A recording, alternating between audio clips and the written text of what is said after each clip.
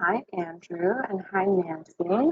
Looks like y'all are already in the room. Hi, how are you?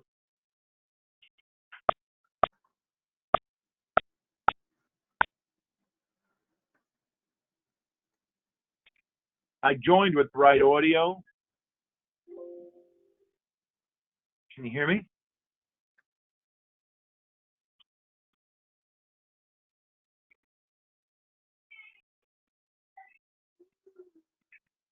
Can you hear me? Hello. Let's see. Do you have your microphone hooked up yet, Nancy? Ooh, okay, I'm not able to hear you yet, but that's okay. I'm going to send you a pin.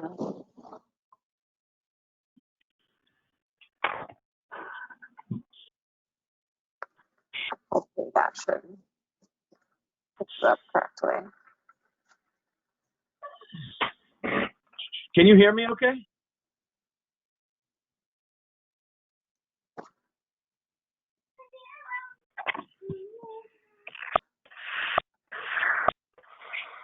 Yeah, no worries. I'm sure you're dialing in. Take your time. Can you hear me okay? Looks like we have a Subrina joining us.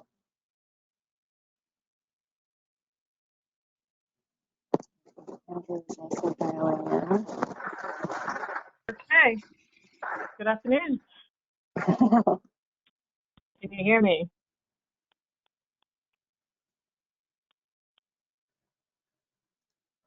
Can you hear me or no? Yes or no? No.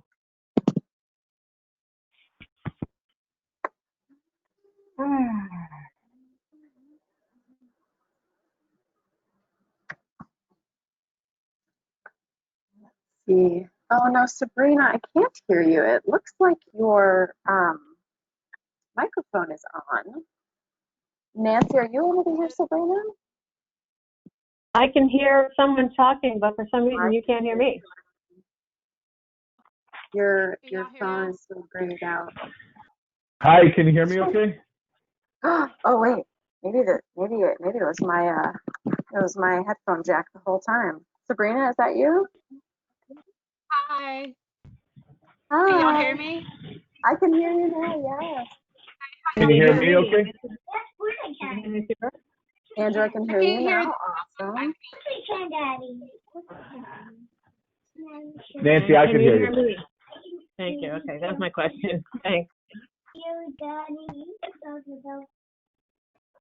Come here. All right. I wish to put the camera. Say hello. Hi, Precious. Hi. Share my webcam. Okay. I'm actually going to unplug from my earphones. My headphone jack is actually weird.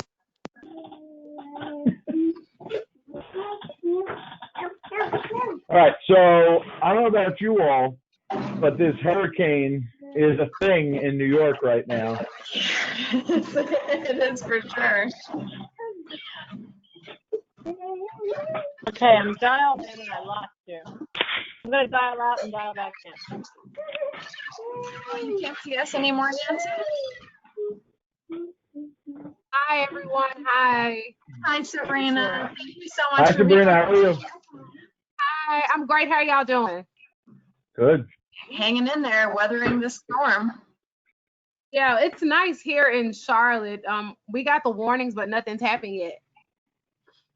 Good. Well, North Carolina, I feel like anytime a hurricane doesn't hit North Carolina, I'm always glad. It's just Exactly. I grew up in Eastern North Carolina, so.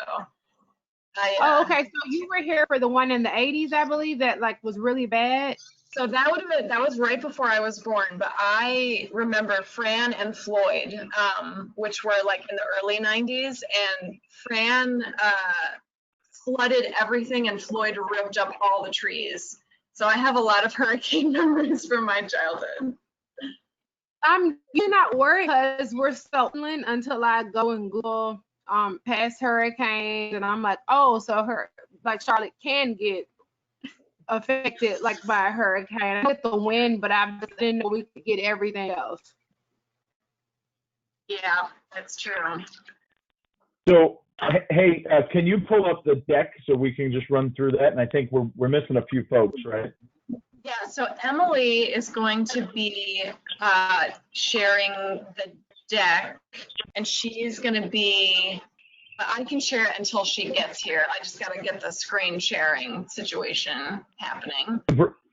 Perfect, thank you. Sabrina, nice Yeah, to no meet you, by the way. I was very, very delighted to hear that we were going to have some additional Charlottonians in my network, and I would say in Nancy and Brittany and Patrick's network, because we're always looking for restaurants to eat at when we're visiting in the Charlotte market. So Definitely. Thank you. So nice to meet you. Thank you all for having me. Oh, we're so glad you're able to come. Okay. And then I might just excuse after we run through the deck, I might just excuse myself and go take care of a water thing. No worries. Okay, I stepped away from my desk to get my first morsel of food for the day. Pardon me. Nice. Hey, you didn't comment on my blonde hair. You broke up there a little bit, Nancy. You didn't comment on my platinum silver hair. You look like an X-Men superhero. You always do. You think you're not funny.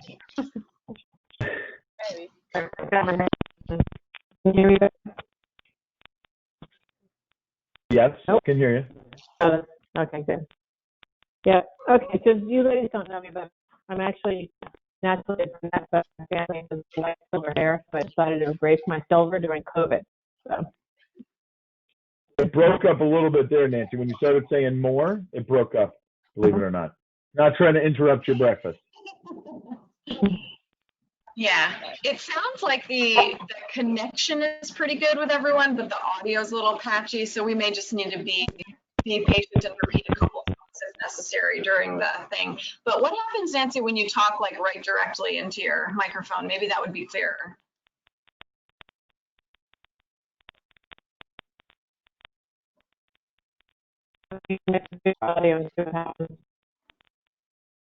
Are you able to hear me, Nancy? Oh, it sounds like maybe not. Can you hear me? Yes, that sounded better. Say something. Hello? Yeah, that's definitely better. We can hear you now. Okay, let me see if I can get my headset into my computer. Normally that doesn't work. I would keep it just like this. This sounds perfect. Okay. Yeah. Patrick Lynch is having a hard time getting in, just an FYI. Can you hear me? Hey, Pat. Yep. Loud and clear? Okay, I don't know if you guys see me. Not yet, but it might limit to 4 faces, and I got some beautiful faces already. I just sent a webcam request for you, Patrick. Let's see if that works. There we go. Hey, Patrick. What's happening, Nancy? Now we're in business. Oh, no. Minimize my camera. How did I do that? Hello, how are you? Patrick, I cannot believe you haven't made a comment. What do you mean? Do that with a straight face, man. Come on. The storm hair. She looks like an X-Men superhero. Oh, Oh, good? I guess I just, Oh my goodness. That's amazing that you Is this hair like brand new today? Well, COVID, we haven't seen Nancy as much as we normally like to. It's all right. I'm not sensitive, as you can tell. I think it's magnificent. That's funny. Okay, I'll stop cracking jokes now. Thanks for inviting me, Andrew. I'm happy to be here. Okay, Thank you so for joining. let me just show everyone what the slides are going to look like. And let's see, can you see this? Yes. Okay, great. So here we have just a brief, we have the slides with everyone's faces. And then I had our creative director, Scott, keep in this supply chain input output thing that you had made up, Andrew, because it looked great. So we'll have this up for a little bit if that's helpful.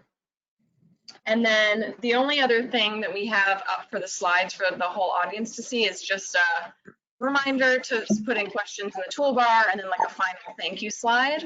So it's pretty minimal because we didn't want to be visually distracting people when your awesome faces are up there. But the screen sharing, we can also put in the any of your email addresses into the chat bar if you want folks to be able to contact you directly. That's up to you. Or we can put in the Sysco slide that you shared with me, Andrew, for people to access after they watch. Yeah, I prematurely shook my head about email. Like next week, people can email me. I was out of the office for 4 days last week, and I feel you. No bueno, but definitely the Sysco deck. I would say from Subrina's point of view, definitely right. Her address of the, like if there's a pin of the address of the restaurant, that'd be good. And then maybe ditto from Patrick and Hoffmaster's perspective from Brittany, right? I think just here's in the chat function. Here's the link. Here's additional supplemental information. And again, I didn't want to prematurely say no to everyone's email. I don't want to encourage email like for the next 4 days. Let's get caught up on the pile that exists. But definitely, to grow volume and sales and connection with the panelists, if they're okay with sharing emails, that's totally cool. I'm okay with it as well. So I echo that because I'm not the voice for the Sysco enterprise, but the deck that I shared with Andrew, I think he shared with you, is a deck that I actually prepared for our SVP of Sales and Marketing, Greg Keller, on a Society of Hospitality and Food Service Management WebEx about building a sustainable supply chain, and he co-anchored that with Dennis Hogan, the CEO of Foodbuy. So that I wrote that deck for him. So I took 5 slides from there, and then I shared the current what Sysco is doing for street one-on-one customers, which was maybe less than 5 units, the pop-up shop, the restaurants that we've been supporting nationally. And that's the only reason why I shared it, was because it tells those viewers what it is. Okay. Well, up to you. Fantastic. Did one of you say you had heard from Brittany and she's just running a little late, or she's having trouble getting in? I had not. I heard someone mention Brittany. I don't know if Patrick, that was you or Nancy. No, I actually don't know her. Okay. Oh, I'll resend her invitation so that she gets another prompt. I was going to make one last hair comment joke that I didn't know who said it because her hair is so similar, but Nancy walked away, so I don't know if she heard that. Oh man. So I'm back. hi. So I just have one quick question for the group, and then Andrew, if you want to go over anything, you're welcome to lead a little pre-pep talk or whatever. But when we have these webinars, we have them all the time, every week, and there's a couple different ways we can do the intro, just depending on what you guys are most comfortable with. You all sent me your bios, and so I have like a few lines I can say about each of you as we start, if you would like me to do that. Like, this is Nancy and she does this, and this is Patrick and he's from here. If you would rather Andrew intro you because he knows many of you, he could do the ones that he knows, and like I could intro Subrina, or Andrew could intro all of you, or you could each intro yourselves and you could say 30 seconds worth of what you most want like everyone to know. I think the most common thing that we do is that the JBF host usually just gives the quick intro, but you know, we have a lot of us, so we want to be conscious of time. I know Andrew wants to be very conscious of time. So if you guys would just rather hop right in and like give your own intro, I'd be fine with that. Just let me know what you would prefer. It's faster if one person intros us all. Okay, cool. Yeah, if you could do it, yeah, if you could do it, I think it also not only faster, I think it adds credibility to all of us. Like us, kind of, hey, before we start talking, we're going to talk. I think if you teed it up and then maybe I just high level make one comment around this is the A team, right? This is folks to listen to and learn from and collaborate with. So certainly connect with us, come visit us, shop with us, you know, work with us. But today's just the beginning, right? This is just continuing the conversation, and it's an appropriate conversation given COVID, right? So even just that high level to kind of bring them all together might take me 20 seconds. So you do the intro and I'll shut up in the beginning, and then I'll try and keep the questions moving. And I know we don't have Brittany yet, but I'm sure she's going to vote to agree to let you intro. Okay, that sounds awesome. That sounds great. I want to shoot her a quick message just to make sure she's not having any trouble. We have to. We just remove her from the deck. I'm kidding.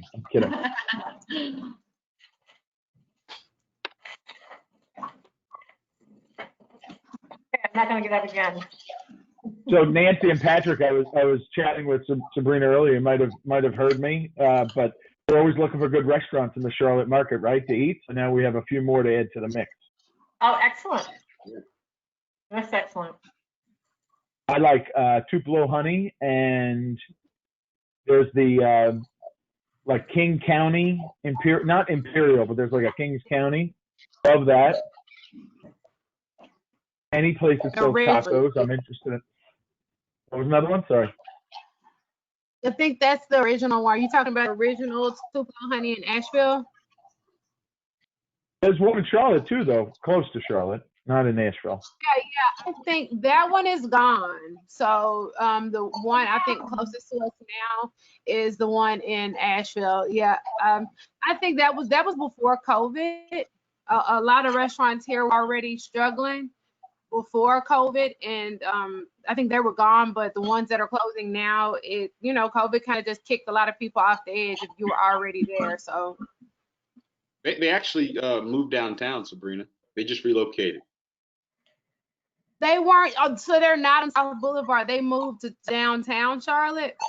They moved downtown. I didn't know that. Toast was no idea that they moved downtown. Yeah, Am I they moved. right? Correct. Yeah, they made. Subrina, you're breaking up a little bit when you get into it. Am I breaking up? Y'all hear me? Pretty good. So are we Can y'all hanging hear on me? here?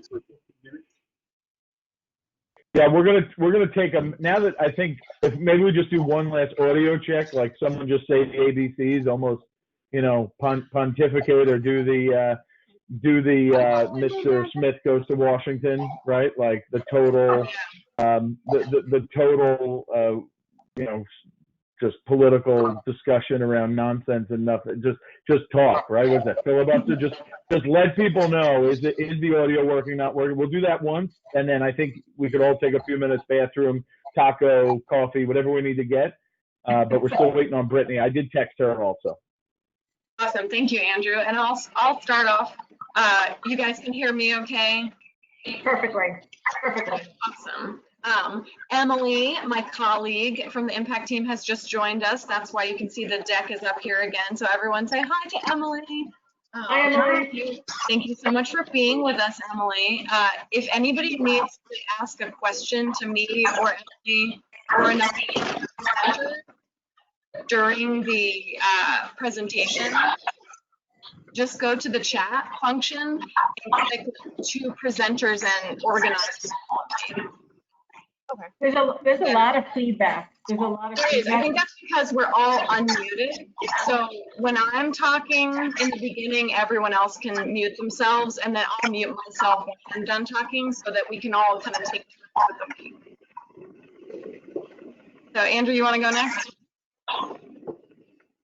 Yes, I took myself off mute. And Emily or Brittany, if you heard me searching for filibuster, that's what I was doing. I was just rambling until my head remembered that Mr. Smith Goes to Washington filibuster reference. But the audio seems much better now, and I'm locked and loaded. Brittany, welcome. Thank you for joining on short notice. All of you, thank you for joining on short notice. This is going to be an exciting day, and I just kind of briefly said we'll do a quick audio check, and then maybe have a few minutes to get coffee or water, hit the little panelist room, and then get locked and loaded. I would also say one last thing. If something were to happen from a power perspective, or if someone loses audio completely, we probably want to have a backup plan there. Not just because I'm in New York for the storm situation, but just so it's seamless for the receivers of the information. I really believe today's content is going to be helpful, and I don't want any technology, faux pas to get in the way of that. So I don't know if that'd be Emily or you, Debbie, right? I'm sorry, your screen just says the James Beard Foundation. Yeah, so this is Debbie. But for all intents and purposes today, I'm just a facilitator of JVF.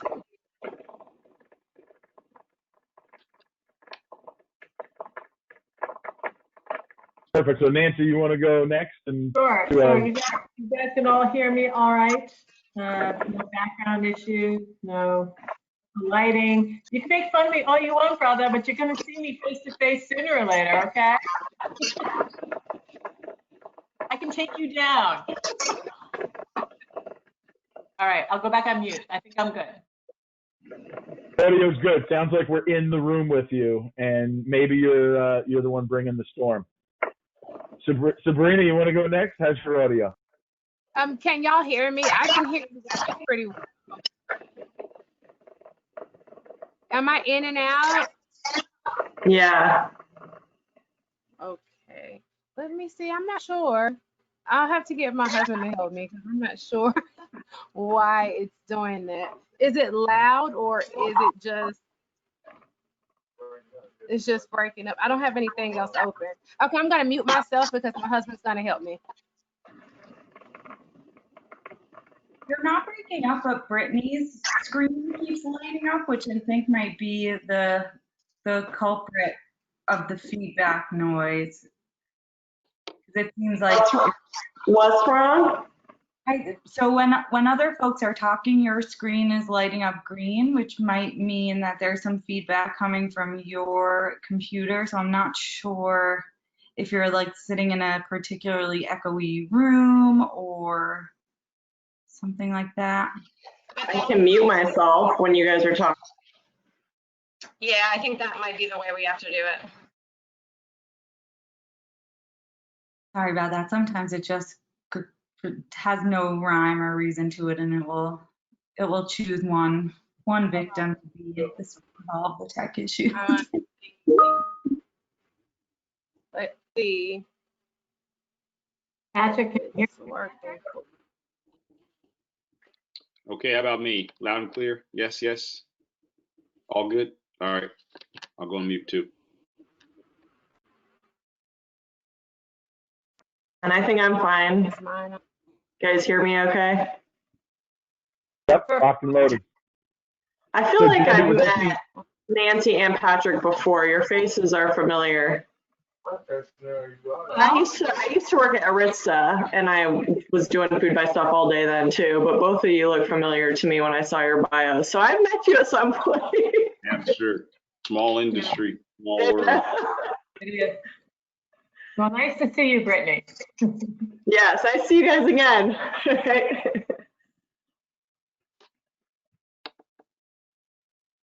So, Debbie, sorry, would that be you or Emily? Maybe that would take over if I were to get lost due to the hurricane technology. I mean, I was joking with someone. I mean, this is the worst time to redo a roof and siding and gutters because I did the roof. The roof's covered, but I got no gutters. So I'm just watching walls of work. It's beautiful. It's very. I'm not stressing out about that at all. I can assure you. But if the technology were to, Gutter's no No haul. gutter. I was here last night. It was pounding. I mean, I live in Myrtle Beach. We got it as it was coming an hour north of us onto the shore. It was like gallons. We have gutters. It didn't matter. Gutters don't matter when it was long. Andrew, I'm happy to hop in if anything tragic happens to your connection. And then Thank you. any of the other individual, if we lose any of the other individual panelists, we'll just focus on questions for other people until you can make your way back in. That seems like probably the best plan. And then Subrina, Brittany, and maybe for Emily, we're gonna let Debbie do the intros, right? She's gonna intro all of us, and then I'll high level kind of group the panelists together in terms of my gratitude to join the discussion and really just enthusiastically participate. But I'm gonna try and where possible, I don't want to say cut anyone off, but build on it and keep it moving, because I genuinely believe that each of you have so much to offer that we're going to barely scratch the surface. I had the good fortune to participate in one of these a few weeks ago, and I, following up the folks that reached out privately, in all seriousness, whether it was by email or through social media, was really impressive and heartwarming. And I think we're gonna help folks today. So I'll help keep the conversation going, but I'm just as enthusiastically excited to hear what you have to say and what your organizations are doing. So I'll let you speak as much as possible, and then just kind of build on it and bounce back and forth, if that's okay. And I did share the questions. Thank you to each of you for getting all the information back. So everything looks pulled together really well, and I think it's going to be a home run. Awesome. Thank you. Yeah, no, I'm so excited. I think this is going to be great. Anybody have any questions, or is anybody experiencing any issues we haven't talked about yet? Y'all look lovely. For the first question you had in there, are you like going to go in order to all of us for the one that's for all? Is that what the plan is? Yeah, I think that makes sense. So no particular order. Just on the screen here in front of me, it might be by how folks joined. I don't know. It's Debbie, then Nancy, then myself, which I'm not going to ask myself questions. So it'll be Nancy, Patrick, Brittany, Subrina, and then I think there's only one question where it's everyone. But then certainly if the question's to Patrick or to Subrina, certainly anyone else, feel free. Before moving on, I might not every time open up like, hey, anyone else say it? Like, I'm not going to say what else, but I'm going to say, how do we build on that? Kind of as like my segue to my next question. So if you specifically want to chime in, just feel free. And once I see you come off mute, I'll take that as a good cue. Good question. And I am going to have to pick out a hat to wear. So since it's Yankee season, I'm going to check on my wife real quick, get a water, and put a hat on. I'll be back in a moment. I'm a born-bred Yankee fan, so I'm happy about that, okay? Just so you know. Thank you for my kids so they don't come downstairs, so I'll be back in 3 minutes. Okay. Yes, Copy that. let's take a 3. I'll see y'all in 3 to 5. Everyone find a milkshake and have a milkshake. Go.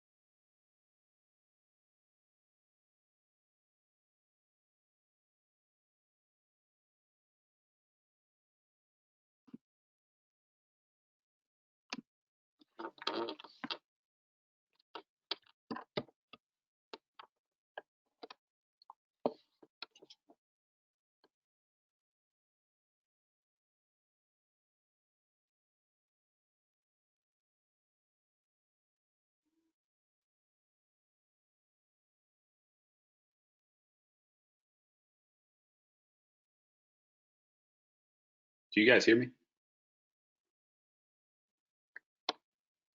Yes, I can, Patrick. Can you hear me okay, fine? It was an awkward silence. That's all right. You're not awkward, Patrick. What are you talking about? Thank you for helping me there. I was worried. I miss you. I miss you a lot, man. I miss No, I you. haven't seen you forever. Will I know. ever get on an airplane again? I actually don't think we'll be getting on an airplane until well after the new year. Yeah, I agree. That's my opinion. Brittany, what do you think? I don't know. Yeah, I mean, a lot of my customers are saying they aren't even going back to their offices until March or April of next year. So No. I can't really go visit people if they're not in their offices. That's right. Same for you. Nancy, where do you live? I work in Houston, but I live in Vermont. My home is in Vermont. I'm usually on an airplane Monday through Thursday, you know? Yeah. Oh my gosh, it's gorgeous up there. Yeah, I'm very fortunate, except Wi-Fi services are not very good. Yeah, I bet. You know, I should have asked the question, Andrew. How many people are joining us today? Yeah. Yeah, it's a good question. So I did this a couple weeks ago, and there was north of 70. But one of the follow-ups that reached out to Chartwells Higher Ed through their website was an editor who had like her whole team wherever their office was. There was multiple folks logged in. So call it 70, and if there's any duplicates or teams or families, right, colleagues together, might be close to 100 all in, and then representing even more than that, of course. And I see this is recorded, so will this be shared later? Okay. Yeah, absolutely. We share all access to all the recordings of the webinars on our webinar page and our page for virtual events as well. So yeah, this will be super accessible. Let's give it just a few more minutes. Yeah, so just to go back to, I think it was your question, Brittany, about who would go first. The order rearranged on my screen here. So Nancy, you're now up third. Brittany, you're lead. No. That was a little moderator humor. I'm not saying you just can't hear me. Now we can.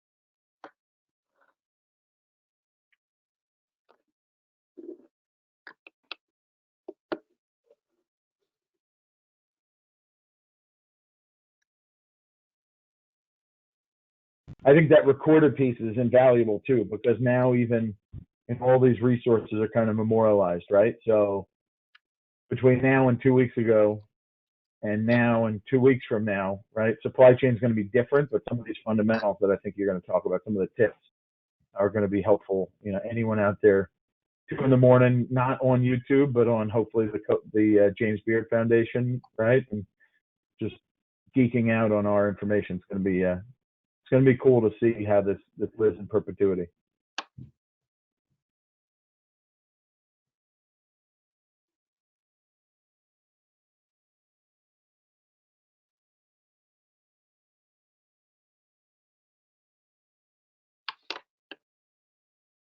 That being said, though, Debbie or Emily, did anybody sign up? Do we need to let them in? This is what I'm wondering. We had close to 70 signups, and usually I'll see them in the waiting room. But I'm wondering if the waiting room function didn't get enabled like it usually does. and that we'll have to like start it before the attendees can come in. But I'm trying to figure that out now to see if we need to wait. Emily, do you have a thought on that? Do you know what I'm talking about? I'm gonna log in as an attendee and see.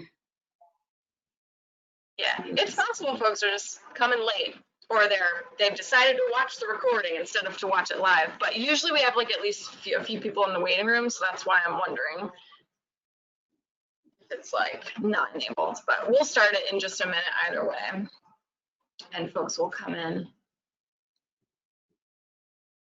Let's see if we can figure this out. Just one more minute. So it says waiting for the organizer to arrive. And if you can't see me in the waiting room, it probably means that you just need to start the webinar. Awesome. You guys all ready to start? Let's just do it then. And Emily, hang out in there to make sure. Yeah, well. But I will go ahead and start. Start and start.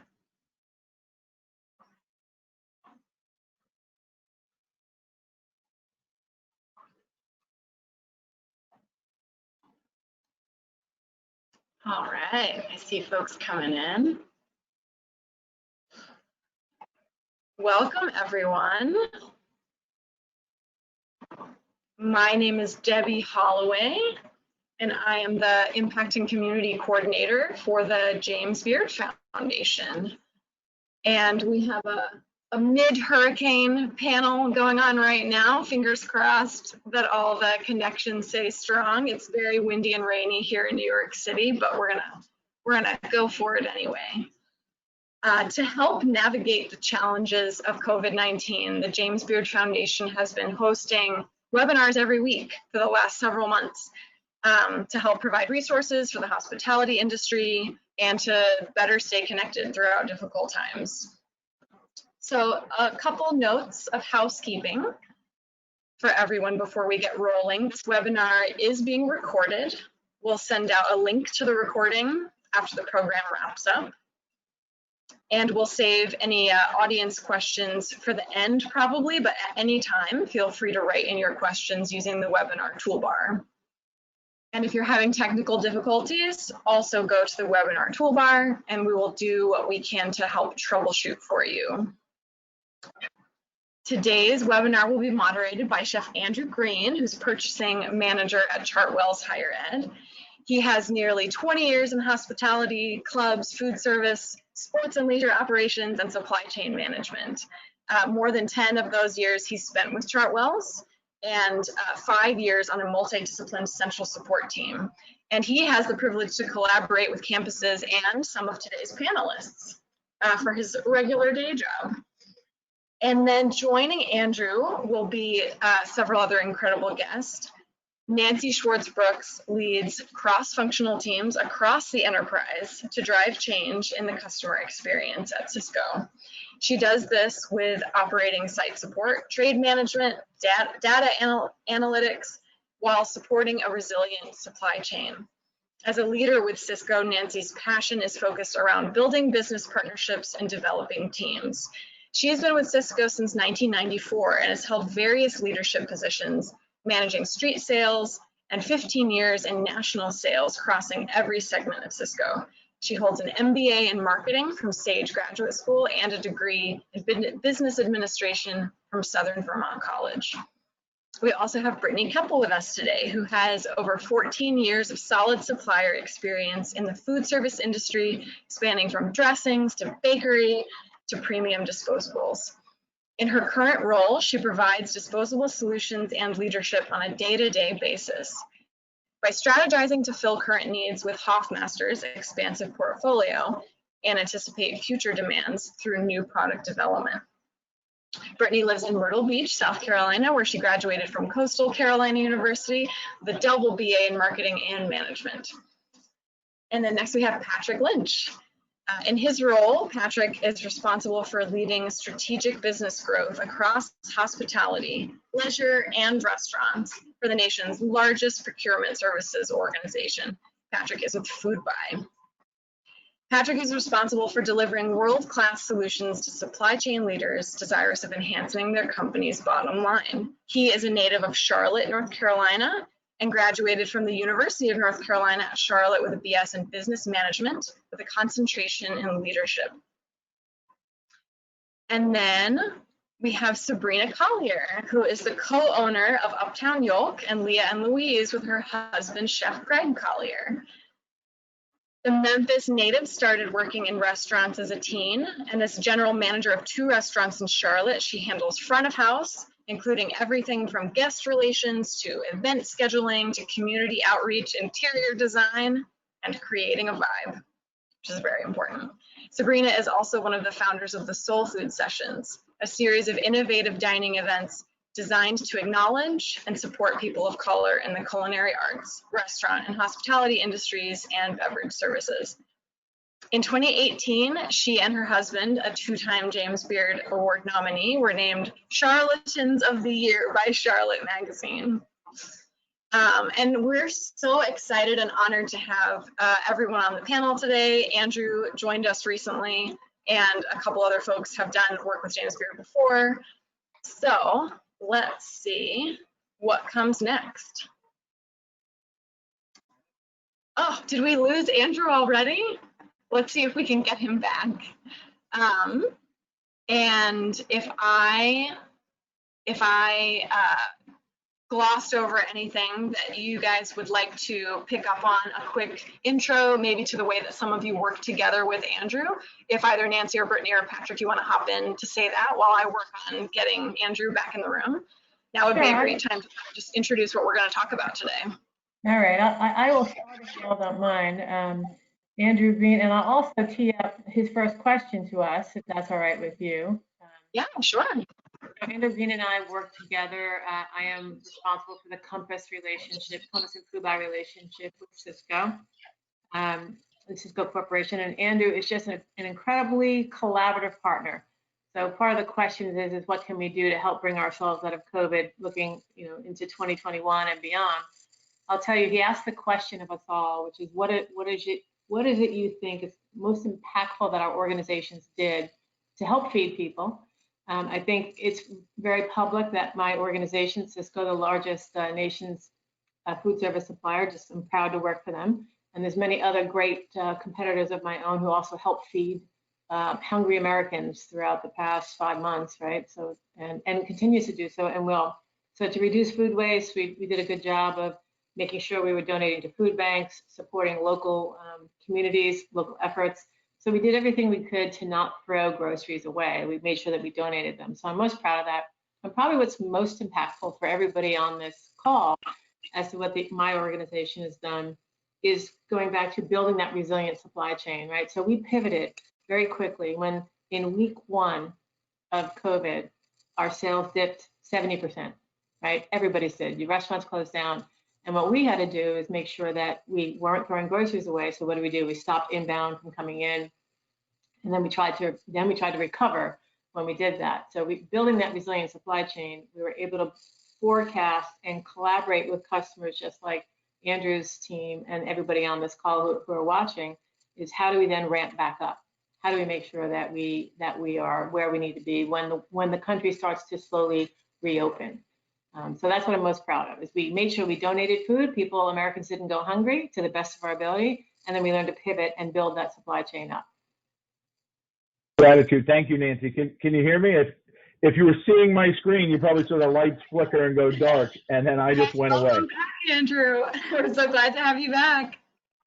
Yes, ditto. Nancy, brilliant. Thank you, as always. So maybe Subrina, next to you on the same question, in terms of how you pivoted and helped reduce food waste. I'm sorry, can y'all hear me now? Yes, ma'am. For us, as far as pivoting our business style, we moved everything over after COVID hit in March. We were supposed to actually open Leah and Louise the day that they narrowed the numbers down to 10 people. So we had to pivot everything to curbside. And for us, that changed inventory. You're not going to sell as much curbside as you do in-house. So we had inventory for curbside, and then we moved Uptown Yolk to completely curbside. We started doing a charity breakfast to get some of the inventory and help people at the same time. So we did that. But it was still hard as far as prices going up for us on certain products. We get a lot of bacon because we're breakfast at Uptown Yolk. I use a lot of beef. The prices of that went up astronomically. And when you're not having a whole lot of guests, or you're cut less than 50% than your number, you have to figure out, okay, so where am I gonna get my meat from? I have a minimum on certain, if you're getting certain things, you have a minimum. Even your farmer is only gonna travel, so far to bring you certain things. So we had to adjust accordingly. We're still adjusting accordingly, but we're making it work. Perfect. And I want to drill into that a little bit more in terms of confirming price and locking in price and ultimately confirming availability, right? A little bit more with Patrick and Nancy. But Brittany, how about in terms of how your organization, what was the response? What were some opportunities to reduce waste and just effectively pivot during COVID? Yeah, it was a huge adjustment, as Nancy mentioned, because the orders stopped, right? It was a trickle effect. So distribution felt it first, then suppliers felt it. And we had to adjust and figure out, how are we going to be a solution in these times? Because everyone froze, to be honest. Manufacturers, suppliers, distributors, you name it, everyone froze and wasn't sure what to do and how long this was going to last. We all thought 2 weeks, and we're 4 or 5 months out at this point. So we pivoted quickly. We developed sanitary solutions to reduce the risk for a food safety first mentality. We don't sell food, but we sell what goes with the food. And if we can make that more sanitary focused, let's do it. And how can we do that? So we took a lot of our current existing products and made them more sanitation focused. So we took our cater wrap cutlery kits, which Andrew, you're very familiar with and you use for catering all the time, and we wrapped them. We put an over wrap over them because that's another level of protection that nobody was touching your cutlery kit and no one was touching the silverware within it, and you're safe. So we did that. We had a lot of success there. And then we also launched tamper evidence stickers. So when you receive your container of to-go food, curbside, whatever it may be, you can have a logoed sticker on there and know that nobody opened your container and was not tampered with. We also launched peel and seal bans. We've always had placemats and tray mats for the healthcare sector mainly, but those have trickled away with the introduction of non-skid trays and them getting better and higher quality. So now those are kind of coming back because it's an extra bacteria barrier between the tray and the person who's eating off of it. So tray mats on average have 60% less bacteria than unprotected tray, and they have a low bacterial colony count, which is huge right now. So we find a lot of customers who maybe used to use tray mats and placemats are now going back to that. And also the idea of a menu being on a placemat, so they don't actually have to touch it and reuse the menus. So that's something else that we're seeing.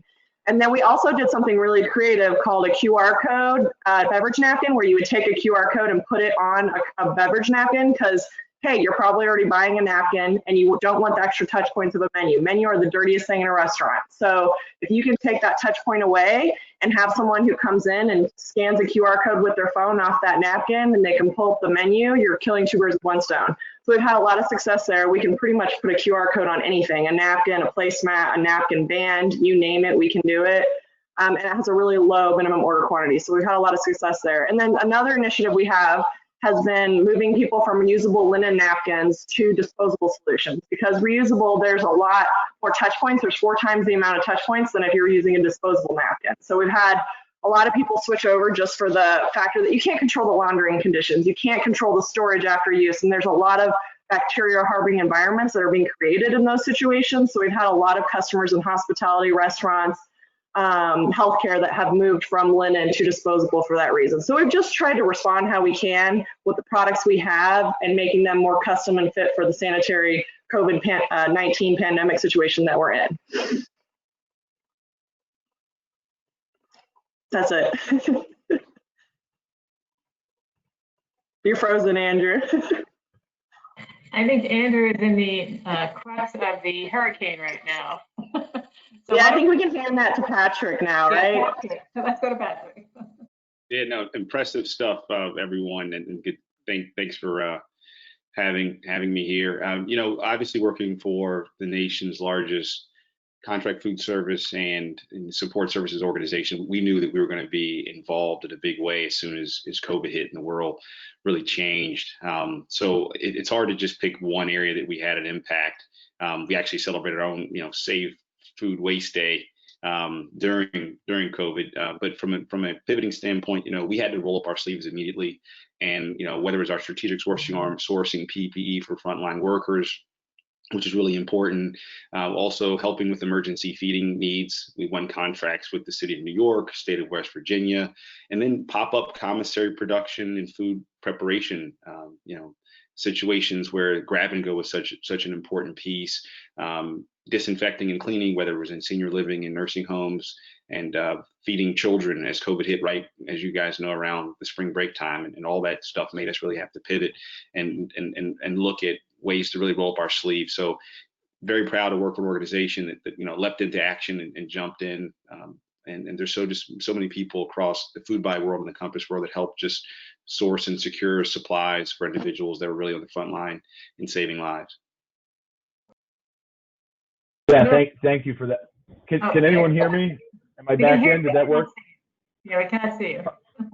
Okay, so that was a brilliant opening, and I just like to underscore that this is the A team here. So your individual organizations, but your contributions to those organizations just has been a pleasure to observe and work with, and just want to build on some of the things that we started to talk about there. So Nancy, how could Sysco help restaurants both, as Subrina mentioned, right, turn to more of a curbside approach, but also pop-up shops, right? How could that help smaller restaurants with increasing their variety of products available and also pivoting to have more disposables? And then we could certainly lean into Brittany a little bit more after that. Sure. So I did share, and I believe that the James Beard Foundation has shared my deck with everybody. So you can all, at your leisure, you can take a look at it. It has specific details on what we call pop-up shops for our growth engine within Sysco, which is and our most passionate customer, which is our street customer, the folks who own one restaurant, maybe 2 or 3 restaurants, are critical to our future. And we did everything we could to help ensure that those folks who, like Subrina, who went to curbside, also had a place where our new CEO, Kevin Hurricane, stated a surprising place to find scarce groceries, right? So where do you find toilet tissue and facial tissue and paper towels? So if you're going to go out and do your pickup, why not create a retail space within your establishment that is safe and that is put together? There's some specifics on that deck that I shared. But any associate or you yourselves can find a way to build. If you're going to go in and buy dinner, why would you go buy some personal protective equipment, PPE products, and/or toilet tissue, facial tissue, cleaning supplies, and/or maybe some steaks to bring home and put on the grill in addition to buying your dinner that night? So in essence, Subrina, that's kind of like, how do you increase your check average, right? How do you sell someone a little bit more, not an impulse buy, a needed buy, scarce, critical groceries that you can buy not just in the grocery store, but also through the local restaurant chain. And I think that was brilliant. We have 16,000 pop-up shops today that are active in the U.S., which means on average, yeah. That's incredible. On average, I'm sorry. Yeah, on average. And both, and as it turns out, there's a percentage that do both curbside and grocery and restaurant. And then there's some that are just open at a grocery store. So I find that fascinating as well. So it's whatever works best in your market, in your region, in your community, whatever's working. But we're all in this together. I think that's what's most brilliant about this panel is without each other, we're nothing, right? We need you, our customer. And as Americans, we need to make sure people aren't hungry, and we need to make sure we keep American business working and rolling. So that's what we're doing as an organization to help our street customers stay afloat as we move. Brilliant. To build on that, Brittany, I know you mentioned before a lot of new product lines and launches, and some custom options. I know Hoffmaster is also doing some of the PPE that Nancy mentioned, right, in terms of reusable masks. What some of the lead times look like, right? So what are some of those steps for folks to get involved and really curate what their what their new product offerings are going to be at the restaurant operators level? The lead times can really vary depending on where the product's produced. So we've done two things with this increase in demand for items we may not necessarily have on hand right now. We've either found new suppliers for items that are relevant to this new environment, or we go and figure out how we can produce a new item in-house that'll be first in the market. We're actually doing something really unique that no one else is, and we're going to be launching in the middle of September. Is we've taken our new napkin, we're taking our napkin, our placement, our tray mat, and we're adding antimicrobial properties to these things because we feel that the customer perception of feeling safe in a restaurant is everything right now. It's not about the taste of that burger, it's about how that burger was made. So same goes for that sitting down dining experience. If a waiter touches a napkin and then you touch that napkin, you're not going to get sick from the bacteria or whatever may be on that napkin. So we're actually developing that right now. We're launching it in the middle of September in our own facility. So we're kind of doing a mixed breach of both, like the fabric masks that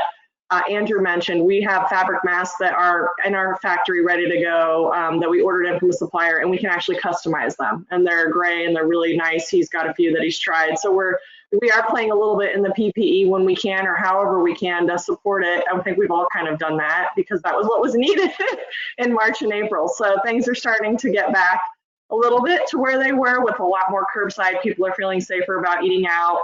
Things are starting to trickle back slightly, which is exciting. So we're just trying to think ahead, like the antimicrobial properties is once things are back there and people are feeling safer about eating out, how can we be solution provider? So lead times really vary, but it could be a couple weeks depending on if it's an international product, couple months, but we're pretty quick to turn around and get our customers products as soon as possible. That's great to hear that you're anticipating the downstream demand and thinking in terms of what folks are looking for, what our diners are looking for. And I want to use those napkins, right? Personally, I want to go to those restaurants that are working with suppliers to think, outside the box and improve and anticipate safety like that. That's great to hear. Subrina, what kind of supply chain visibility or stability concerns, right? So sounds like you're pivoting on a dime, right? You're about to open a new restaurant in one direction. You're doing a few other things. What visibility, stability concerns do you have for your restaurants, and how could your supply chain help you give you some line of sight and stability? You mentioned before the meat in particular. Can we drill into that a little bit more? Sure. For us, we started out curbside, and about a month ago, we moved into the full service. So we are back full service. For us, we pivoted not only on our ordering, but how we order. For people sitting, so we had to expand our patio more. We can only have 26 seats inside, and as you all know, with the new North Carolina law with the bar, no one can sit at the bar. So we're having to be super careful with that. And with that comes you estimating your order. So we're thinking, okay, maybe 70 covers. We've been able to trend about a month, but with that 70 covers a night, we're going through and have to adjust our orders and saying, I need this much meat, but if I order too much, it can go bad. That can be produce. We do a lot of our ordering for fresh produce through Fresh List. So we're getting things in Fresh List that go to the farmers for us and get the items that we need. But if you have minimums that you need to meet, for us, we pivoted by sometimes splitting it between the two restaurants. Well, okay, you weren't planning on using a lot of broccoli this week, but you're about to. We got to figure it out. So you're about to use it on a special. So you have to, for us, adjusting even with our bigger supplier chains, like you said, with Sysco or your US Foods, you're going through, and if you have a really good rep, they go through and say, hey, we're having a sale on this. Inland Seafood will say, we're having a sale on this. Would you like to use this instead? Because you won't have to order 20 or 30 pounds. So we've been able to adjust in that manner. As far as having a good relationship with the people that work in those locations and them telling us, you don't have to order 30 pounds this week, let's do 15. And, you can split it between the two restaurants. So for us, it was very important to make those adjustments early on because we were losing money. On probably the first week or two out of COVID because no one was ordering. and we hadn't completely made the curbside pivot. We were kind of in limbo like everyone else.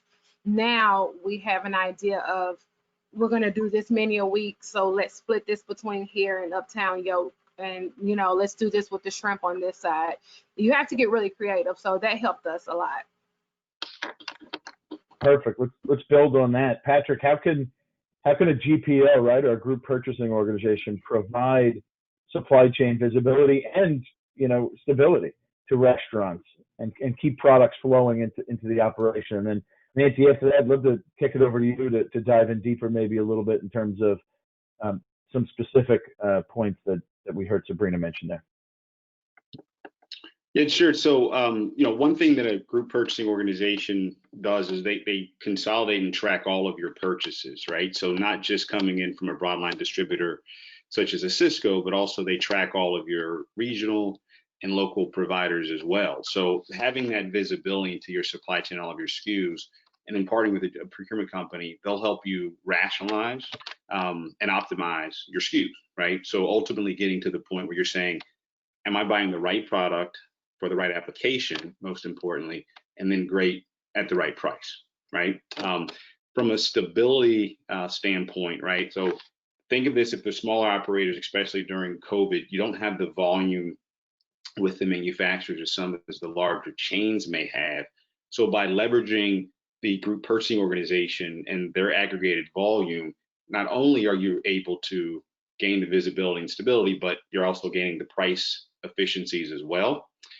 So being able to secure product that you otherwise might not be able to secure on your own, the larger procurement organizations out there usually have first dibs because they have the volume commitments with the manufacturer. So you're able to secure things like PPE and, as Subrina mentioned, beef that you may not otherwise be able to get, on your own. We saw even some of the larger chains, during COVID really struggle to find products. So that's the benefit of how a procurement company can provide the stability and visibility into the supply chain. So, Andrew, you asked me to, so I'm going to dovetail on that if I may. So even stepping back, just forget that I work for Sysco. Okay, I'm a person in food service.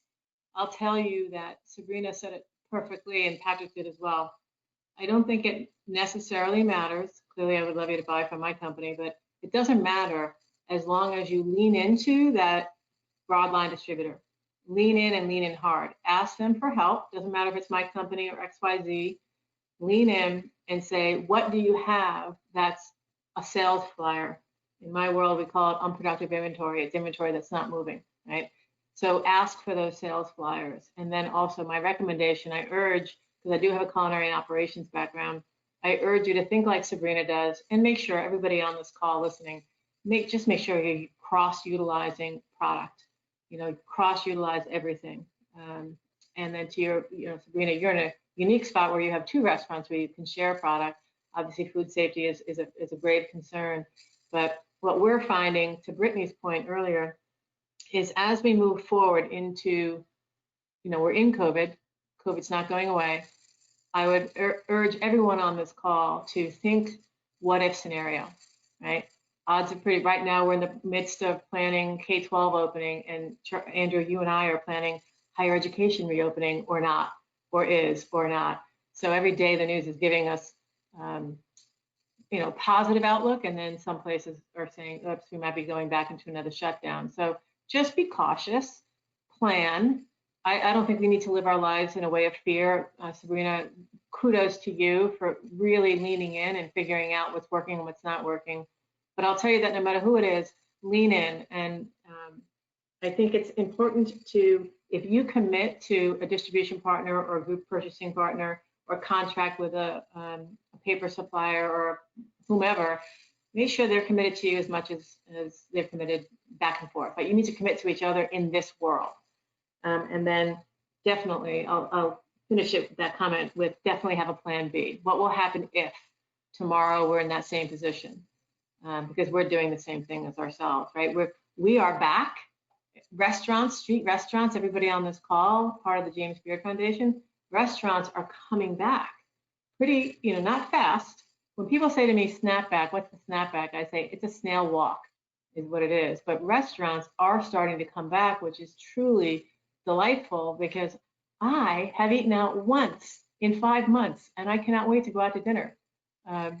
So we're with you. Hopefully that helps answer the question as to how any distribution partner, not just my own company, but anyone, lean into them and ask for help. They will help you. No, I think that was great. And Subrina and Brittany, I want to pull you into this in terms of the disposable piece, right? Because so many operators are out there pivoting and adjusting. And if they're doing curbside, maybe their dining room is not only less capacity, but it might also be a new storage location. So Subrina, can you kind of walk us through maybe what your two restaurants are doing and what you're seeing and hearing? And then Brittany, in terms of maybe how incorporating and leaning into Hoffmaster, right, from a disposables manufacturer's perspective, what information could you use, right, to help operators be successful as they're turning in, their dining rooms into, in many cases, paper or curbside disposable storage locations? So for us with Uptown Yolk and Leah and Louise, they are operating in two different worlds right now. Uptown Yolk is in a food hall. And so that curbside piece is completely disposable. They order online. I try to make it as contactless as possible. And people kind of already understood that because that was always curbside service. Leah and Louise is a different monster because people not only are paying for the food, they're paying for the experience. So for us, it has been, front of the house wearing masks, front of the house wearing the PPE, covering up so the guests can come in, wear it. If they don't have it, we give them a mask to walk to their table, but they obviously can't eat in it. So for us, it is sometimes difficult to try to sell the guests on the disposables. I'm going to be honest. Curbside is different, even with our food and our plate ups. People were understanding because it was COVID, but I feel like inside, people do not want plastic forks and knives for, their confit turkey. They just don't. And so for us, it's important to be super safe. We have a company that goes through, that takes care of our linens and things like that. We tried it out. And so guests will give you feedback. And so they're not feeling the disposable on when they're eating inside, but the menus, we actually dispose of menus anytime someone touches it, which gets really expensive. So we actually are getting a QR code made for people, but we actually go through probably 600 or 700 menus a week, and we pay for those. Just because once they touch it, I don't care if someone comes in and says, I just want to see a menu. Once you touch it, it's yours. I got to throw it away. That has been another expense we weren't expecting, but you adjust to it. And some restaurants have had to adjust pricing. For us, it's less important to adjust the pricing and telling people, hey, it's a COVID fee. Just put it in a soda. To be honest, right. A lot of people, once you tell them it's a COVID fee, they're just like, no.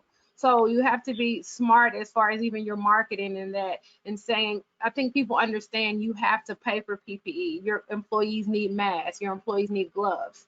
Put it somewhere else. Put it in your soda. People will understand paying 20 cents more for the soda. You don't have to tell them.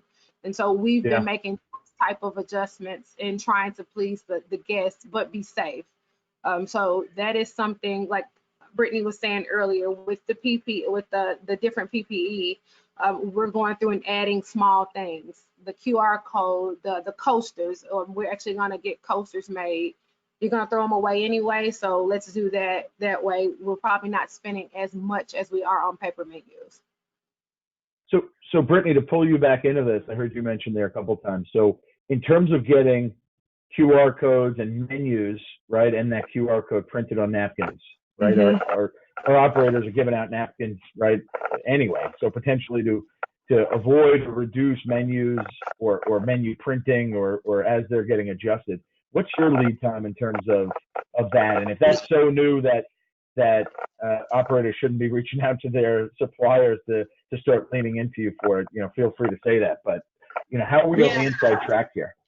So Subrina, you had mentioned the QR codes, I think, on a coaster, and we actually had a large national chain that tried that route first. It didn't work out, and now they're going to a QR code napkin.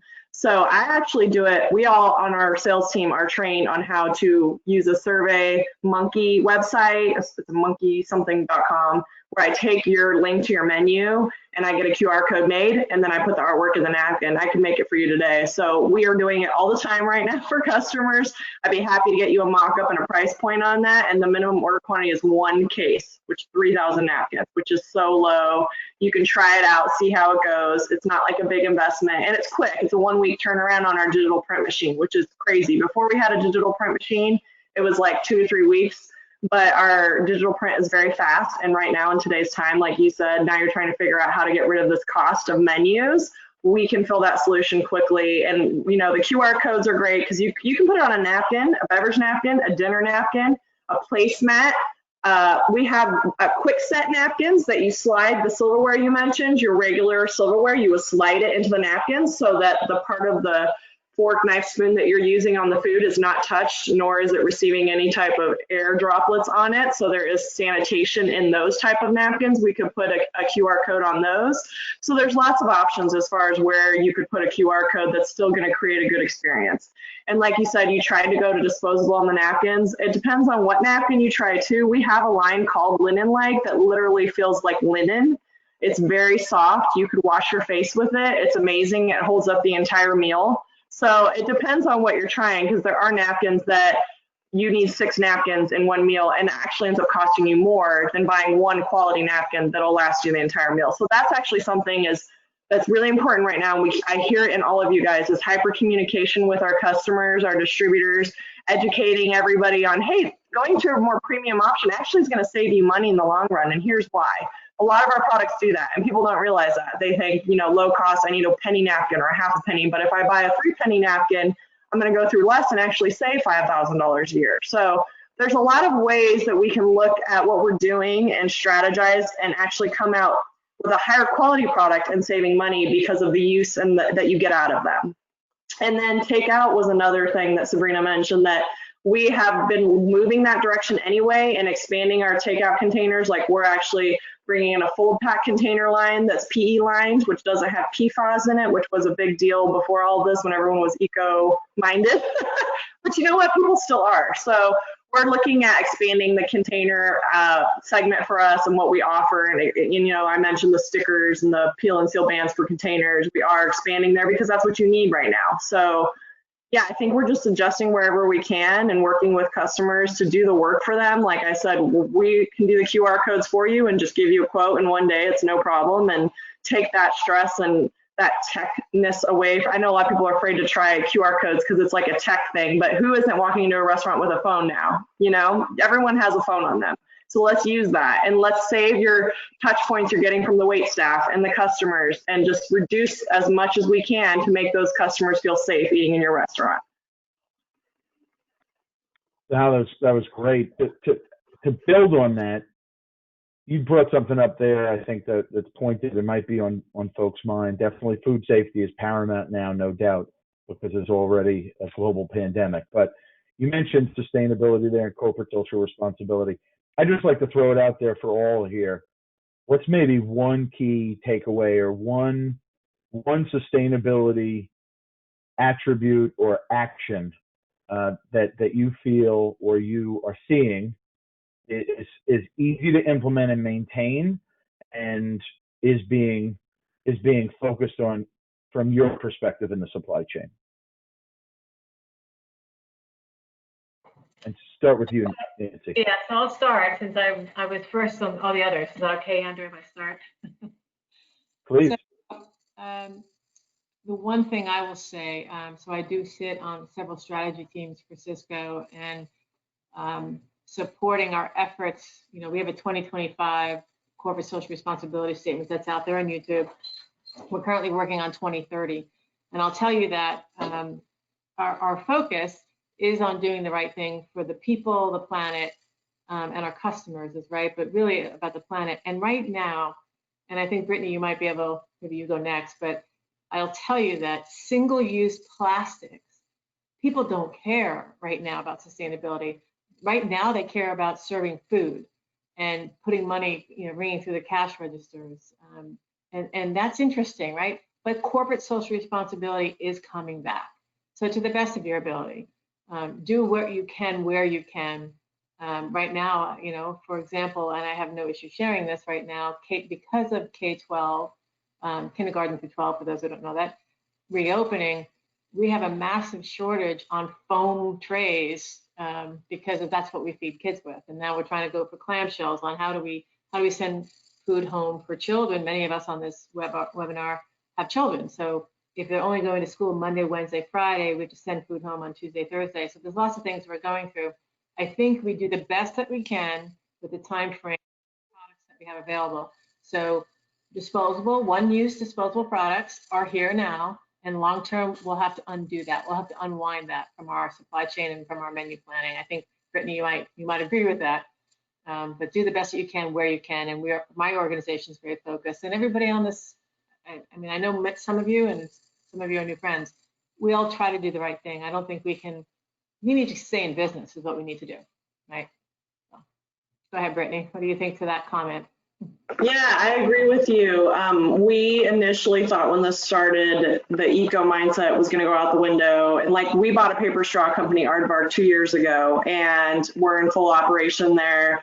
October, we're launching the product, moving from our Chinese inventory, which is where every paper straw used to come from, to our US produced.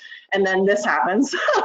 And then we have to wrap we had one bar straw that you wouldn't wrap a bar straw typically. We had to wrap it because everything has to be wrapped now. So, we thought it would be halted completely, but there still are those customers, like you said, that's still important to them, and they still want to buy a paper straw or a gauze tray and not a foam tray, because as you know, K through 12 over the last 2 years has been trying to move away from foam wherever they can.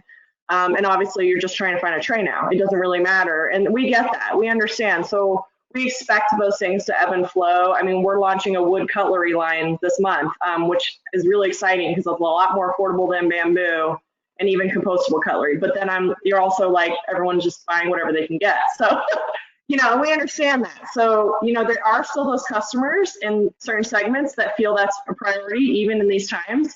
But the majority are just trying to survive and pay their bills, and we get that. So however we can be of service in our other categories, we're trying to be, and we understand it. And in a few years, hopefully we'll all get back, like you said, work our way back to being sustainable, focused, and eco-friendly.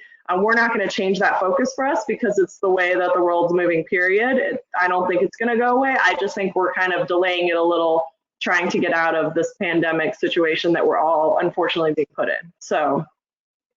Perfect. Before going to Patrick and Subrina for your thoughts, I just want a reminder for any attendees. You can throw questions. They're already starting to come in, but you can throw some questions in the chat box or the question box on the web link, and we'll read them here in a few minutes. But Patrick, Subrina, your thoughts there around sustainability and what easy action or business critical action can we maintain even during kind of a global pandemic and a crisis sales moment?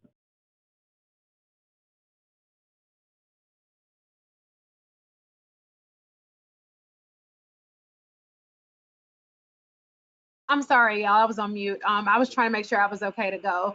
But for us, please. It was adjust. You adjust. It's adjusting, but for us with the product, we can only adjust so much. With us, we use a lot of local products and things that we can responsibly sourced. So for us, it was still staying in business. But okay, I can't get that much local beef this week. Let me get a smaller amount, like I was saying earlier, because if we sacrifice too much of the product, then it's not what they want. So we went through sustainability for us was definitely adjusting. People don't want, my husband didn't want to do a family meal on his dinner debut restaurant, but oh well, we had to do it, and people loved it, and he actually put it on that regular menu. So like I tell people all the time, you can't always be in your comfort zone and do what you want to do in a time of a pandemic. people were wanting more comforting foods. So we had to adjust the menu and give people more comfort foods. We had to do, we did at Uptown Yolk a brown bag brunch. That's what we call it, the BBB. So it was, instead of just 2 pancakes, we sold a pack of, we cooked them for you and they were like 6 pancakes because you're feeding the family. So it was big for us to adjust, not just for the customer, but for the products we were getting on the backside. So that's my number one tip. Don't be so stuck in your. Love that. And reducing your ordering and your waste, keeping mindful of menus of change and be as sustainable as possible. Love that. Patrick, give you the last word here on this question. Sustainability, I know, is important to what Foodbuy brings to the table and our supply chain. I know personally, I'm grateful for the resources of all of our suppliers, and Foodbuy certainly helps aggregate that for us. But what do you think is one maybe component that you see as able to sustain even during the pandemic? Yeah, sure. Well said, Andrew. Obviously, on the Foodbuy sourcing side, we're challenged quite often from our members and even on the Compass side and their clients to bring sustainable products and to their operations. But certainly we saw that change from what do you have for local sustainable seafood to, hey, I need hand sanitizer, right? So it really became more of not product related to that's consumed by a client, but really more, hey, let's sustain life, right? I think everybody got in the same boat. It was like, look, how do we just extend us being here and doing the right thing? So hand sanitizer, PPE, masks to protect their associates as well as their guests. So I think one day we'll get back to our Vision 2020 that and beyond that Compass has laid out so beautifully of what we're doing to change the world. But I think for right now, it's like, how do we preserve life until we get a medical advance that we all can be safe to go back out to eat again and travel on planes again. So I see us being able, hopefully that will allow us to sustain, to continue to support our members and our clients on the Compass side by helping them stay safe. Wow, great closing thought there around sustainability. So going to open it up here for questions again. Already some started coming in, and I'd just like to preface it with what great information already. I can't thank the panelists enough.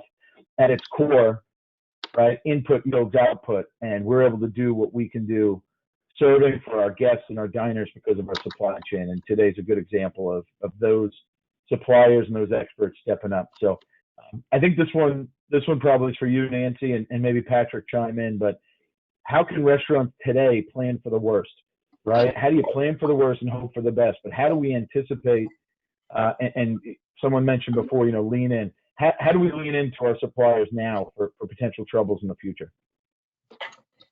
Oh boy, that's a loaded question, my friend.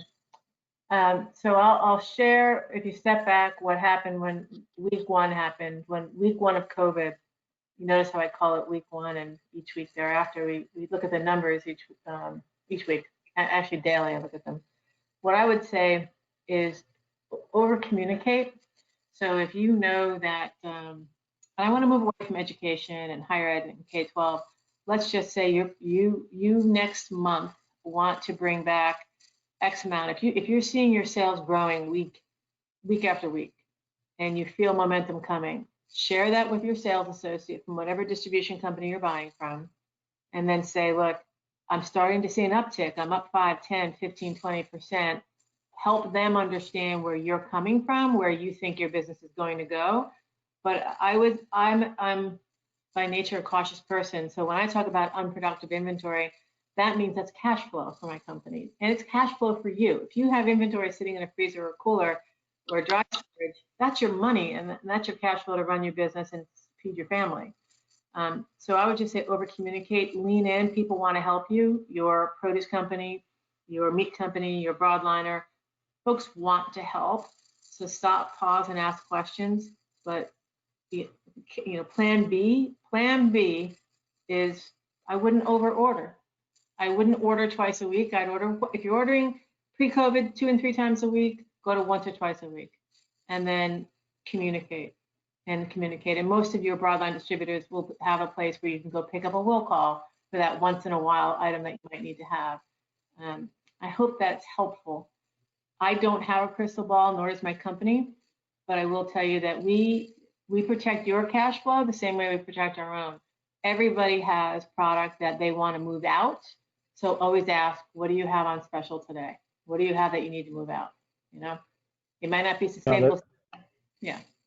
No, that's all. No, I was going to say that's all helpful stuff, and I think folks are hearing that loud and clear. And whether you're one restaurant operator or a multi-restaurant operator like Subrina and others, you know, you're the customer. So if you're asking and you're leaning in today and you're communicating what your growth, your specific growth plan is for the next couple of weeks, and you're hearing no to the folks that are asking that question, that seems to resonate. You know, if you're hearing no from your current suppliers, just, you know, you're the customer. So fight for yes and get the service that you need. And Patrick, how do you add on to that? You know, what can we do now to plan for the worst and hope for the best? Obviously, no one wants their local jurisdiction to go backwards, right? If they're a color system or a numbered system, as we go greener, as we go, you know, safer, we none of us wants to go backwards. But how do we plan for that? So this way, our restaurants, the folks on this line, are better prepared and differentiate themselves with the competition. Yeah, I think, you know, it's no science. Businesses that can predict their costs perform better. So I think if you're not a part of a group purchasing organization today, definitely join one. No, doesn't matter if you're a 1 unit operator or 1,000 unit operator. I think if we look at outside of the benefits of the visibility and the stability that I mentioned earlier, one of the number one reasons you join a procurement company is to access Fortune 100 purchasing power that you otherwise would not be able to obtain on your own. So as traffic and sales are down, one thing you can control is your cost. And that way you can have some predictability within the supply chain and your payables. You know, obviously the business development guy in me wants to say, okay, you know, what are some things I can do to bring in more business and gain more market share? So I think, you know, restaurants now, you know, if you don't have a digital strategy, you definitely have to get one. We see that, you know, in-app ordering and that process and the user experience is absolutely critical. As more and more meals are consumed off-site from restaurants, how do you get in that in-app ordering game, which then, you know, kind of piggybacks on the delivery side of things, right? Again, if you're not in the food delivery arena yet, whether you use a third party or yourself, you're certainly losing. We've seen a lot of concepts that did not have food trucks associated with their restaurants now launch food trucks to have a mobile strategy. We've seen food trucks, you know, go out to neighborhoods now to get some of that market share that are part of restaurants. And then finally, the ghost kitchen concept, which we're probably all very familiar with. You know, operators that have high brick and mortar and lease payments, how can we, you know, use a ghost kitchen or food production facility to prep meals that whether either can be delivered or picked up, but also, again, that's another way to control the cost and the overhead. So I think that, again, until we have a significant medical advancement soon, we're going to be living our lives in waves for the next, you know, 18, 24 months potentially. And depending upon, you know, your local government, you may be in an opening or a closed environment. So I think you have to prepare to operate in those conditions and mitigate any risks that you can. Wow, great. That's a perfect segue. The next question I think is for both Brittany and Subrina here is actually about ghost kitchens and multiple branded resources under one roof. And I think, you know, Subrina owning 2 restaurants and Brittany, in terms of your low order minimums, I heard you mention before 1 case, right, for napkins. So you could, you know, operators could essentially have 2 different brands, 2 different QR codes on napkins. But Subrina, how's that work? And quickly here, what are your thoughts around multiple brands under one building, or in your world in terms of purchasing for multiple brands and working with suppliers to fulfill that as needs? For us, I have to take advantage of, hey, I use shrimp at both places. Like I stated earlier, you know, like Nancy also said, you order the minimum amount that you need. I don't need to order twice a week for the Yolk. I can order once a week and get a minimum. And if I need to, if you have that relationship with your supplier, if you know you're getting 30 pounds in and they already have to deliver to your other place, they may not charge you for each trip. We're fairly close to one another, so they may not make it so you have to do the regular restaurant minimum. They may say, well, I can count this as one restaurant. We made that type of adjustment. We also, as far as the branding, we piggyback off of one another. For marketing and digital, when you see Uptown Yolk and Leah and Louise, you see Greg and Subrina, so we always market it that way. Leah and Louise is synonymous with Uptown Yolk. If Leah and Louise is having like a major week that week in the press, you put Uptown Yolk in there. That's just how I think people that have multiple businesses or small businesses, it's just cross marketing, and it helps because they're not competing. Uptown Yolk is strictly breakfast and brunch. We're not competing with Leah and Louise, so we use that to our advantage, especially being as small as we are. Let me give you the final word there in terms of multiple brands, and it might be a good segue into how operators today might be able to get a single case minimum order quantity, right? But then go from napkin today to maybe more disposables in the future from you, more compostables when that kind of turns back on. Mm-hmm. Yeah, I mean, the majority of our products go through distribution. Obviously, we prefer that. We have great relationships with Sysco and all the big guys. We prefer that route, especially if there's volume. But as Nancy said, especially at the start of this, you were just trying to move the inventory you have, and you don't necessarily want to place a special PO just for one case. So with custom print, we do have the availability to ship straight to a customer if that's the option that's available. The distributor can't bring it in, can't place a plus create a special PO for it or set up a min for it or their distributor item number. We get that. So we do have that one case minimum order quantity we can ship straight to the customer. So that is an option that's kind of a backup if all else falls through. And yeah, we have low minimum order quantities on most of our custom print items because you're running the batch, and we have machines that are super efficient that can do low volume orders. And honestly, a lot of our business does lie there because people have special events, weddings, things like that. Obviously, prior to COVID, things have changed now. But as things start to trickle back to normal, you're going to have those type of events that are going to start happening again, and that's available and that's an option. But yeah, as far as like our minimum order quantities, they are pretty low. As Andrew, I've talked to you about many different categories, like the mass, it was only 3 cases, so that's pretty low. But we do offer that because we want to be flexible. We even took our case packs of our paper straws and cut them in half to make a smaller case count, so it was less of an investment for an operator to buy a case of paper straws. We did that at the beginning of this pandemic. So however we can try to reduce the cost up front for our customers, we are trying those routes. Perfect. So I have one last question here, but Debbie and Emily certainly feel free to wrap up here in a moment, or if there's any other questions that you received. I'd just like to take a moment firstly and thank the panelists for not only your expertise today, but you and your team and your organization's leadership. I have the great pleasure to work with many of you, and I enjoy it. And my day working both connecting the buy side with the supply side is a joy because of you. And I just want to say thank you. I appreciate it. And then certainly for today, sharing some of your thoughts and tips and being a part of this conversation. I'd leave you with this, or I'd ask that you leave our audience with this. What is one simple follow-up action from today, right? An available resource that you believe is underutilized, something in the supply chain that our audience can do after this? All right, so since I've been first in the past, I'll go first here. In my case, and I think with every other distribution competitor, our sales consultants, our sales associates have resources for menu engineering, menu optimization.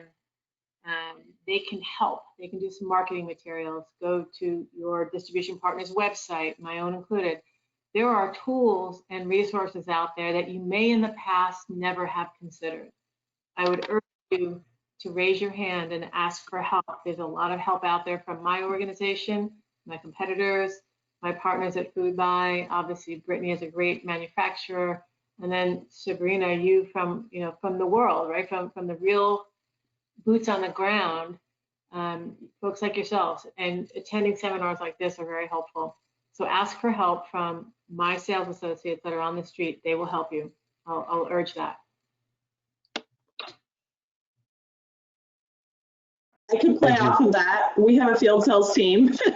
So please, they're in every market. Reach out to them through your distributor rep, through your Sysco MA, whoever it may be. They have a relationship with our local reps. And then I'm here to support on the corporate side, but I also support Patrick's team on the member side. I get emails all the time from members that come through corporate as well as the Compass sector side through my category manager. So I'm here to support as well as a backup option. And just like you said, Nancy, it's more than ever.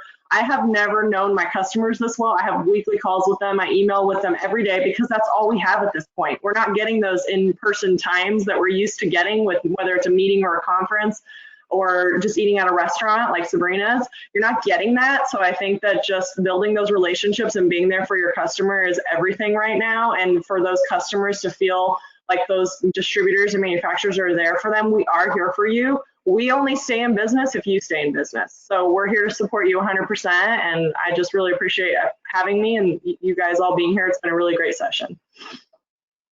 Thank you. Subrina, how about you? What do you think's one follow-up that's underutilized that we need to lean into?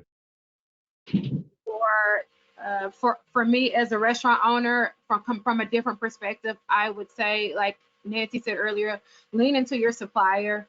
That's important. And know what your shining stars, if I'm talking to restaurant owners or people in this industry right now, keep your shining stars on the menu and get rid of, the other stuff. Like we went through and took our top 15 items and kept those. Once you see the other ones aren't selling on a regular circumstance, you can keep those because someone wants them right now. Minimize and really lean into your suppliers and say, hey, what can I do to save money on steak this week? What can I do? I need 40 cases of eggs and not 80. Can I get that? 40 flats, I'm sorry. And so lean into your supplier and sell what you sell the most. So that's my ending advice for people. Thank you. And last but not least, Patrick, bring us home. Yeah, sure. What I would say is if you're unfamiliar with the Independent Restaurant Coalition, I'd encourage you to go to saverestaurants.com, sign the petition, tell Congress to act. There's some great chefs that are championing it. Tom Colicchio, Andrew Zimmerman, Jose Andres. As you know, the first round of funding from the government did not make it down to a lot of the independent restaurant operators that are truly the backbone of the American restaurant industry. $700 billion in revenue, 4% of the nation's GDP is an independent restaurant. So go to the saverestaurants.com. They've got templates. You just fill it and type your name in. It goes right to your local congressperson. But if not, we're standing to see 11 million independent restaurant workers out of work. So go sign that petition and tell Congress to sign the Independent Restaurant Act. Wow. And with that, a standing round of applause. We're a few minutes over here at 3. Supply chains impact everyone, and everyone can impact their supply chains. Well said. It was a pleasure to be a part of this panel today. And with that, I'll turn it back over to you, Debbie or Emily, if there's any other questions or housekeeping. But I thank you again for having us. This was a brilliant opportunity. Yeah, no, I couldn't top that ending. I think that was a fantastic final call to action. Thank you everyone so much for joining us in this incredible panel. Thank you to our speakers. Thank you so much to Andrew for just like pulling this together so magnificently and so quickly. And we at the Beard Foundation are so excited to continue to work on future webinars just like this. Maybe with some of you across a broad span of topics. So thank you so much to all of our audience members for joining us today. And if you enjoyed this panel, please sign up for our newsletters so you can be updated on all the future panels that we do. So everyone take care, try not to get rained on or blown over too much, and we'll see you next time. Thank you. Bye. Everyone, Thank you. bye. Thank you. Bye.